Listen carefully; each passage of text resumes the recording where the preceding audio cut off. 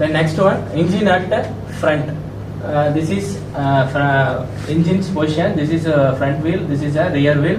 This is a type of engine at front. The engine is placed at the front end. Then next one, engine fitted in front but crosswise. This is a second type. This is for example of a original image.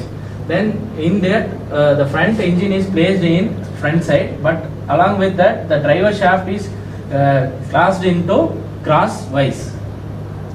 Then next one, engine is mounted at the center. For example, the engine is placed at the center. This is front wheel. This is rear wheel.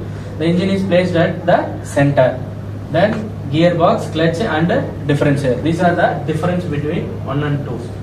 Then engine fitted at back. This is a back side of the engine. This is rear side. This is front side. So the engine is placed at the rear end of the side.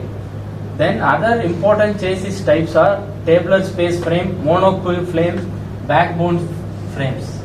So this one is a example for tubular frames. It has a three-dimensional designs. This is the example for tubular frame. The tubular space frame chassis employs torsion of circular section tube positioned in different positions. For example, for higher strength required by sports cars, these type of frames are used. The tubular frame is mainly used in sports vehicle utilities for requiring higher strength.